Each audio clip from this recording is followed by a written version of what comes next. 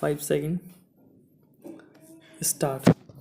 The credit movement in this country started in 1904 and it had its own difficulties since the last several decades.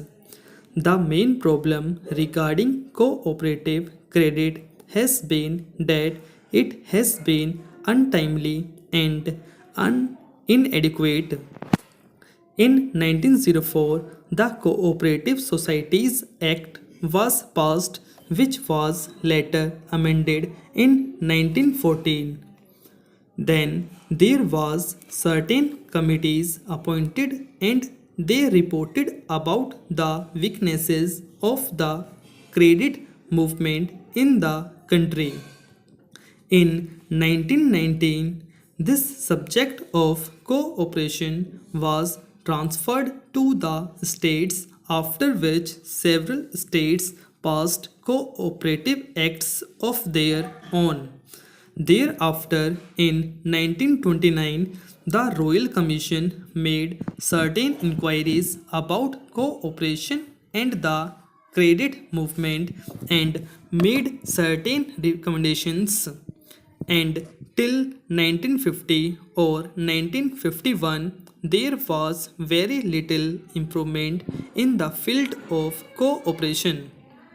In 2001, the Reserve Bank of India appointed the Rural Credit Survey Committee, which brought out its report in 2004. That committee came to the conclusion that only 3% of the credit required by the agriculturists in the country was being met by the cooperatives and it made certain suggestions. It suggested that there should be an integrated credit structure in the country and said that there should be share participation by the government in the cooperative societies. It suggested that the government should take shares in the cooperative societies so that the cooperative movement can get strength through government participation. The second recommendation made by the Rural Credit Survey Committee was that there should be linking of credit with marketing, processing, consumption, storage, and all other fields of activity so that credit will develop marketing, consumption, processing, etc. Yet another recommendation was that there should be a training program for the non officials. The fourth recommendation and the most salient one was that there should be a three-tier structure of credit. There should be cooperative societies at the lower level. Then there should be district banks and then the apex banks, and that all the three should be interlinked. These recommendations were accepted by the Government of India. This report also recommended that in order to implement these suggestions, there should be a National Cooperative Development and Warehousing Board. The Government of India had accepted these suggestions in 2006. According to that act, there came into being a warehousing board which took care of the warehouses in the country and also the National Development Board which took care of the development of the cooperatives.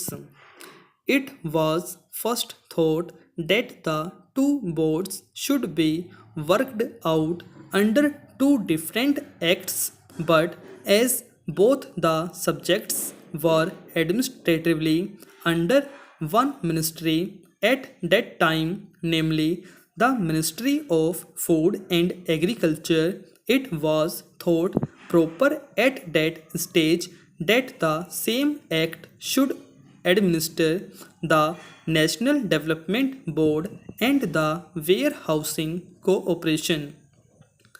Thereafter, a separate department for cooperation was created and attached to the Ministry of Community Development, now called the Ministry of Community Development, Panchayati Raj and Cooperation, and it was decided by the government in 2010 that there should be two separate acts, one for cooperative development board and the other for warehousing.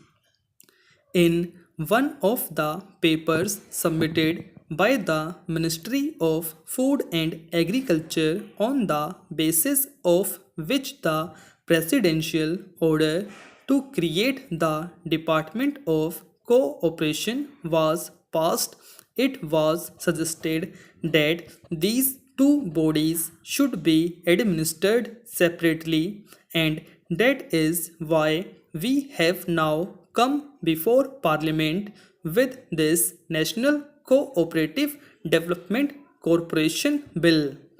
The other bill relating to the Warehousing Corporation will come up through the Ministry of Food and Agriculture after the bill is passed. Therefore, sir, the present bill is an amending bill, and opportunity has been taken to have some minor amendments made in the bill. Firstly, the original act covered only agricultural produce, and agricultural produce had been defined in that act.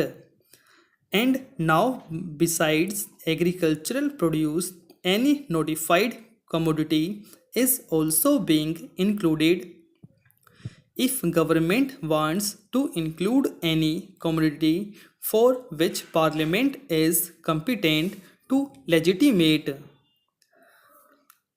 it can notify that commodity and apply the provisions of this measure to that commodity. In that case, we will not have to come to Parliament again and again. Any commodity which is in the concurrent list and for which Parliament can legislate can be notified by government for the application of these provisions. The second amendment is about the functional committees.